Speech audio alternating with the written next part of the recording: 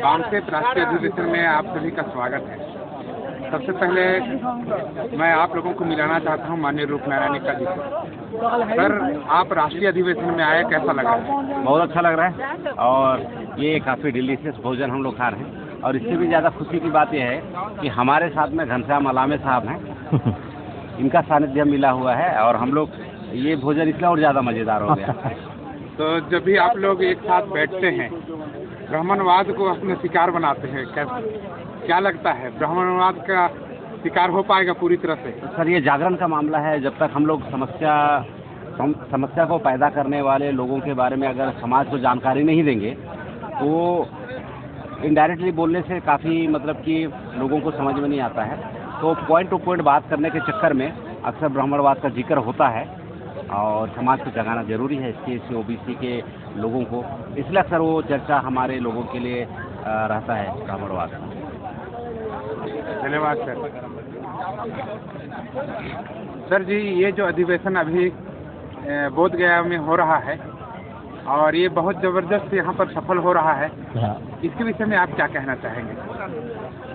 राष्ट्रीय अधिवेशन बोले तो ये हमारे संगठन का इस साल भर का एक इतना बड़ा इवेंट्स होता है कि हमने साल भर में समाज में क्या किया, कितना काम किया, इसका रिजल्ट क्या निकला, ये इसको चेक करने का ये राष्ट्रीय अधिवेशन एक जरिया है। तो इस दृष्टि से इसको देखना होगा। पूरे देश के 33 राज्य के लोग यहाँ पर इकट्ठे हैं। हाँ। और यहाँ पर डेलीगेट को बुलाया गया है, पब्लिक को नहीं बुलाया गया है।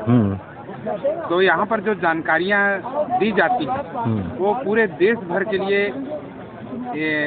एक परिवर्तन का कारण बनता है। हाँ। तो इस परिवर्तन के कारण में जो लोग यहाँ प्रबोधन करने आते हैं तो कौन कौन से विषय पर यहाँ पर बोलते हैं?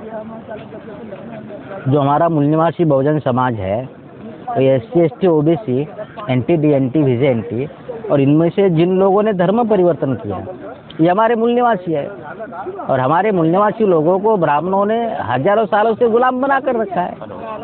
तो जिन लोगों को गुलाम बना कर रखा है उन लोगों को ब्राह्मणों की गुलामी से यानी ब्राह्मणों के गुलामी से मुक्त होना है ना। हमें मुक्ति चाहिए। तो ये मुक्ति का ये जन जागरण का एक कार्यक्रम है, हमारे मुक्ति का जन जागरण का कार्यक्रम है ये। लेकिन ये ब्राह्मणों के द्वारा कहा जा रहा है ये जागरण का कार्यक्रम नहीं है, हमारे प्रति भड़काने का कार्यक्रम है, ऐसा कहा जा रहा है। क्या कहेंगे? अच्छा, ये दुश्मन तो प्रचार तो करेंगे क्योंकि दुश्मनों के गले की ये हड्डी बन चुका है। यानी हर साल जो राष्ट्रीय अधिवेशन होता है वामसेप का, इसलिए इसके लिए ब्राह्मणों के लिए बहुत दिक्कत होती है। इसलिए ब्राह्मण क्या करते हैं, चलो जो शासक बना हुआ है वो क्या करता है, गाड़ियाँ जो है उसको रद्द करो, यदि लोग ना आ पाए तो ये डर है। तो इस बार भी इस राष्ट्रीय अधिवेशन में जो लोग आ रहे थे हाँ। उनका विरोध किया जा रहा था। हाँ। तो आप क्या कहना चाहेंगे इन विरोधियों के लिए? किसने विरोध किया? ब्राह्मणों ने विरोध किया। जो आ रहे थे जी। अच्छा, तो इसका मतलब यही है ना कि उनके अंदर जो डर है, हमारा जो डर है वो उनके सर पर है। अब जिनके गले की हड्डी बनाए तो वो तो विरोध तो करेंगे। दुश्मन तो दुश्मनी का काम करेगा ना। इस बार पेपर में छप के आया कि बोधगया बिहार में जितने भी आने वाली ट्रेनें हैं वो रद्द कर दिया है। हाँ, उन सभी ट्रेनों को, अधिकांश ट्रेनों को उन्होंने रद्द कर दिया। इस विषय पे क्या कहना चाहेंगे? ये हर साल का, इसी साल नहीं है, हर साल का है। हर साल ट्रेन रद्द करते हैं। जब मैं तो कम से कम 25 साल से संगठन में काम कर रहा हूँ और 2003 से मैं संगठन का जो राष्ट्रीय अधिवेशन है वो हर साल करता है 2003 से। तो बहुत सारी खबरें हर साल यही आती है कि हमने ऐसा ट्रेन रद्द कर दिया। हिमाचल में था तो फिर भूस्खलन हो गया, अभी केरल कैंप था नेपाल में, वो भूस्खलन हो गया।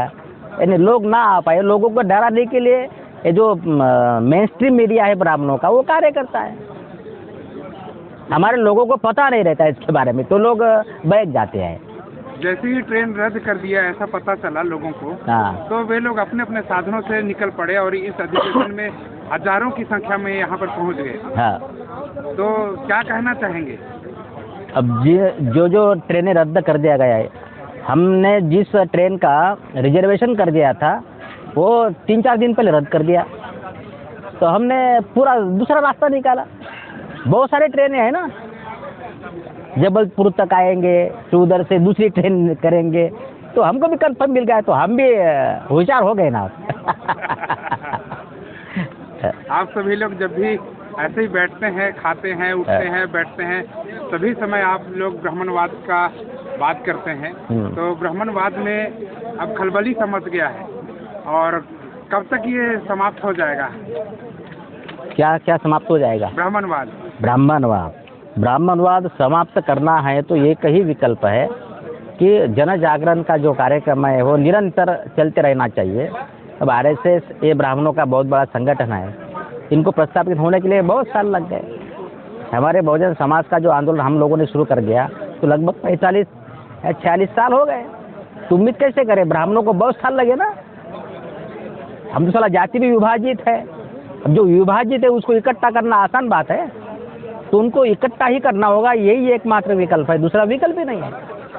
जैसा कि बावन मेश्राम साहब 2030 तक जन आंदोलन की बात कर रहे हैं। हाँ। क्या अभी वर्तमान में संभव होता हुआ दिखाई दे रहा है? हाँ, संभव होगा, क्योंकि हमारा जो बेसिक ऑर्गेनाइजेशन है बामसेप, ये तो पूरे देश भर में प्रस्थापित हो गया है।